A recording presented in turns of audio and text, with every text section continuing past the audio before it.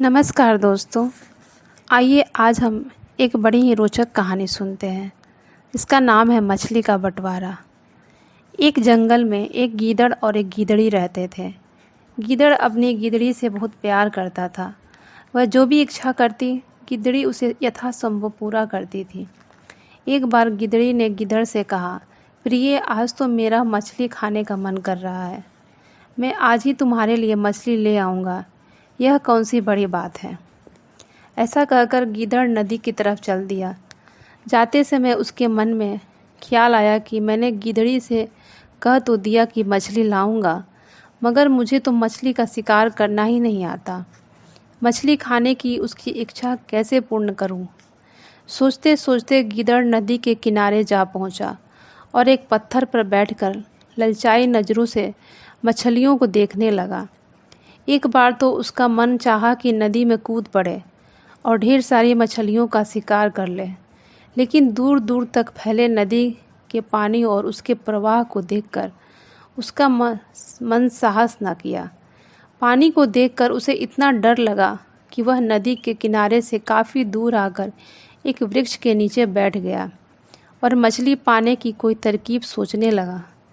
तभी उसकी नज़र दो उदबिलाओं पर पड़ी जो एक बड़ी मछली का शिकार करके उसे किनारे पर ले आए थे।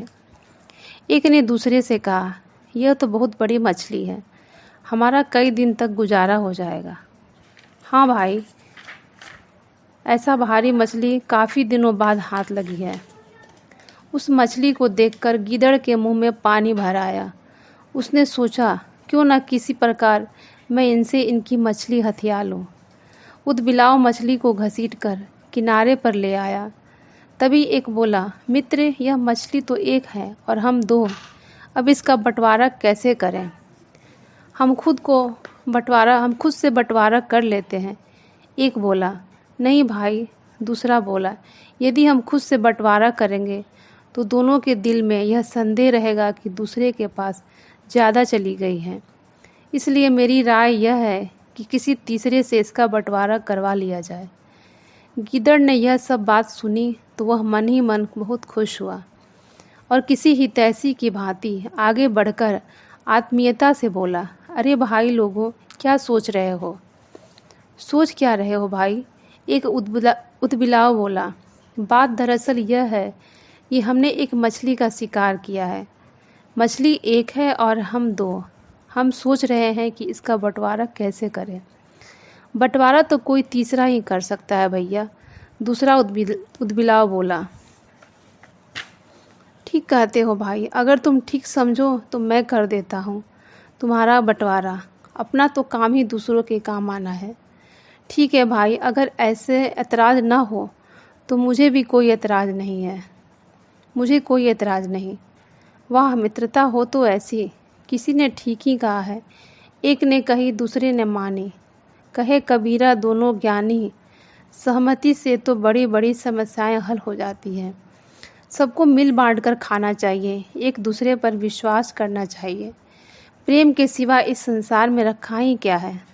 तुम लोग बैठो, मैं अभी मछली काटने का कोई औजार लेकर आता हूँ ताकि हिसाब से बंटवारा किया जा सके। हाँ हाँ भैया, जाओ, हम यहीं बैठकर तुम्हारा इंतज़ार करते हैं। गिद्दड़ ने नदी की ओर आते वक्त एक किसान को देखा था जो अपने खेत के किनारे चरपाई पर लेटा था। उसके पास ही चरपाई पर एक लाठी और दरांती रखी थी। गिद्दड़ वहीं पहुंचा, देखा किसान सो रहा है। अतः गिद्दड़ ने दरांती उठाई और वापस चल दिया। दरांती लेकर वह उदबिलाओं के पास आ गया। आओ भाई, अब करता हूँ तुम्हारा बंटवारा। गिद्दड़ ने मछली के 3 टुकड़े किए। पहले सिर अलग किया, फिर पूँछ अलग की। लो भाई, तुम सिर ले लो। एक को सिर का हिस्सा देकर उसने दूसरे की ओर पूँछ वाला हिस्सा बढ़ा दिया। और तुम यह पूँछ ले लो। दोनों ने अपना अपना हिस्सा अपने कब्जे में ले लिया। फिर तीसरे हिस्से की ओर देखने लगे। दोनों सोच रहे थे कि अब तीसरे हिस्से का बंटवारा होगा। गिद्दड़ ने तीसरा हिस्सा अपने कब्जे में ले लिया। भैया, ये क्या कर रहे हो? इस तीसरे हिस्से का बंटवारा नहीं करोगे? इसका बंटवारा कैसा भैया? आंखें तरेर कर गिद्दड़ बोला, यह तो मेरी मजदूरी है। क्या मेरी मेहनत की मजदूरी नहीं दोगे? परिश्रम का फल तो सभी को मिलना चाहिए। आखिर मैं भी तुम्हारा साथी हूँ। यह कहते हुए गिद्दड़ ने बीच वाला टुकड़ा मुंह में दबाया और चलता बना। दोनों उदबिलाव ठगे से उसे जाते हुए देखते रहे। जब उन्हें सच्चाई का बोध हुआ तो दोनों ही पछताने लगे। अगर हम आपस में ही बंटवारा कर लेते तो अच्छा था।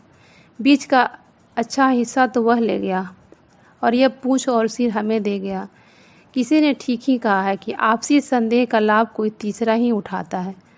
चलो आज अक्ल आ गई कि थोड़ा कम ज़्यादा खा लेंगे, मगर किसी तीसरे को अपने बीच नहीं आने देंगे। तो दोस्तों, कैसी लगी ये छोटी सी कहानी आपको? अगर आपको ये कहानी पसंद आई है तो आप हमारे इस चैनल को लाइक, शेयर एंड सब्सक्राइब कीजिए। धन्यवाद।